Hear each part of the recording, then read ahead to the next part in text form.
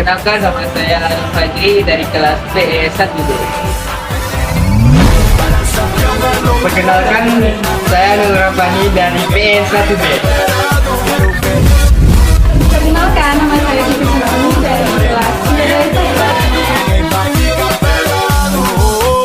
Nama saya Rita Sanila dari kelas PE 1B.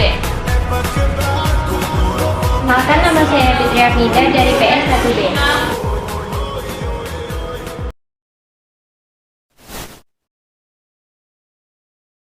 Motivasi merupakan faktor penggerak atau pendorong yang dapat memicu timbulnya rasa semangat dan juga dapat merubah tingkah laku manusia atau individu kepada arah yang lebih baik untuk dirinya sendiri. Jenis motivasi. Yang pertama yaitu motivasi intrinsik. Motivasi intrinsik adalah motivasi yang datang dari kemauan diri sendiri untuk melakukan sesuatu tanpa meminta imbalan, seperti hadiah dan bonus. Yang kedua yaitu motivasi ekstrinsik. Motivasi ekstrinsik adalah motivasi yang mengacu pada perilaku yang mendorong oleh penghargaan, seperti pujian, gaji, penghargaan. Nah, yang ketiga yaitu motivasi positif atau insentif positif, yaitu seseorang yang memberikan motivasi kepada bawahannya, seperti memberikan reward kepada mereka. Yang keempat yaitu motivasi negatif atau insentif negatif, yaitu seorang manajer yang memberikan motivasi kepada bawahannya, seperti memberikan hukuman atau sanksi kepada mereka. Komponen motivasi. Motivasi terdiri dari dua komponen. Yang pertama, yaitu komponen dalam atau inner komponen. Yang kedua yaitu komponen luar atau outer komponen. Yang pertama yaitu komponen dalam atau inner komponen, yaitu perubahan dalam diri seseorang, keadaan merasa tidak puas dan ketegangan psikologis. Yang kedua yaitu komponen luar, yaitu apa yang diinginkan seseorang dan tujuan menjadi arah kelakuannya. Fungsi motivasi yang pertama, mendorong seseorang untuk berbuat. Motivasi dapat mendorong seseorang untuk melakukan sesuatu. Yang kedua, menentukan arah perbuatan, yakni memberikan arah tujuan yang akan dicapai. Yang ketiga, menyeleksi perbuatan, yakni menentukan apa saja yang akan dilakukan guna mencapai tujuan. Manfaat motivasi yang paling utama menurut Asir Ishak dan Henry Tanjung pada tahun 2003 ialah menciptakan gairah kerja, sehingga produktivitas kerja meningkat. Selain itu, manfaat motivasi yang lainnya adalah mendorong dan menentukan arah dan juga membantu melakukan seleksi. Baik, jadi sekarang kami bersama Kak Desi sama Kak Tika akan melakukan wawancara mengenai topik motivasi. Pertanyaan Kak, menurut Kakak lingkungan organisasi yang nyaman itu yang seperti apa sih Kak? Dan bagaimana cara Kakak dalam menciptakan lingkungan yang nyaman? Oke, jadi pertama-tama itu nanya tentang lingkungan yang nyaman dalam organisasi. Nah, menurut saya, yang bisa dikatakan anak organisasi dari organisasi kampus kita Hima-Prodi Perpadat Teknik, lingkungan yang nyaman itu ialah lingkungan organisasi nyaman itu lingkungan yang bisa menciptakan rasa aman dan nyaman pada anggotanya. Di mana hal di sini itu maksudnya ialah contohnya itu adanya bupati mahasiswa yang ditemani oleh rekan-rekan pengurusnya. Nah, di sini bagaimana nyamannya lingkungan organisasi itu ialah dilihat dari bagaimana ketuanya bisa mengayomi anggotanya dan juga bagaimana bentuk caranya untuk mengapresiasi. Nah, di organisasi itu kan kalian tahu ya kalau bakal ada namanya program kerja. Program kerja itu ada yang tingkatannya berat, ada yang susah, ada yang mudah gitu.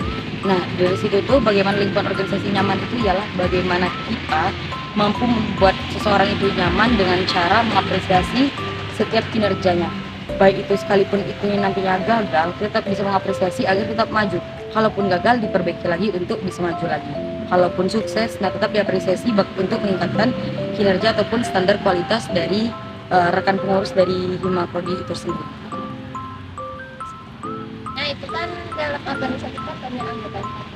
Bagaimana cara Kakak mengenal karakter masing-masing?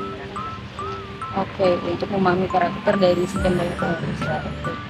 Kakak di sini yang selaku ketua dari divisi kaderisasi, yang dimana kaderisasi itu menjaga pengkaderan dan juga hubungan baik antara internal dan eksternal, antara atas, bawah, samping, kiri, kanan. Nah, bagaimana cara memahami karakter itu ialah kita tidak yang pertama tuh tanamkan di kita mindset kalau nggak semua orang itu sama.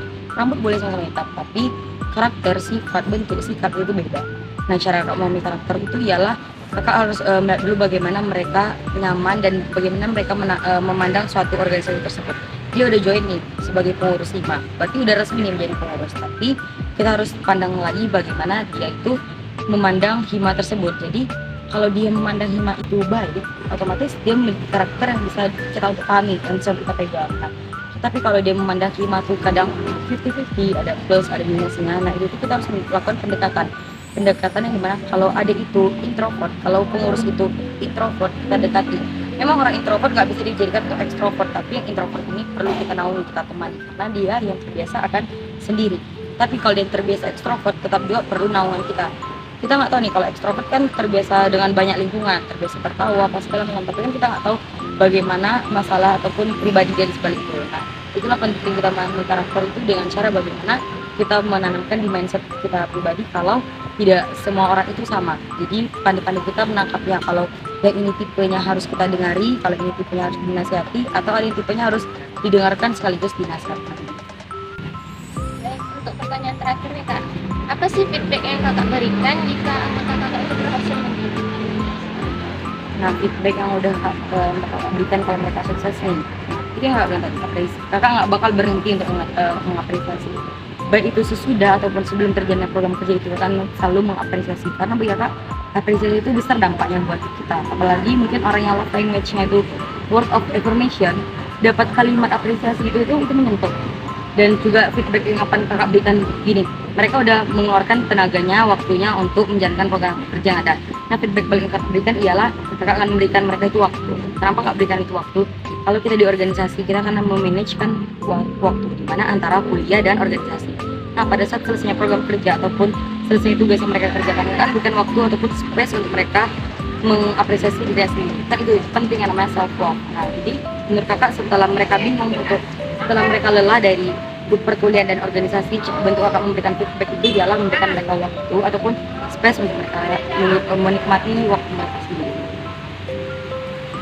Mungkin sekian yang kakak berikan, mungkin mohon maaf. Terima kasih ya Kak. Sekian wawancara kita bersama Kak Desi. Terima kasih Kak atas waktunya. Sekian video pembelajaran dari kelompok kami mengenai motivasi. Terima kasih.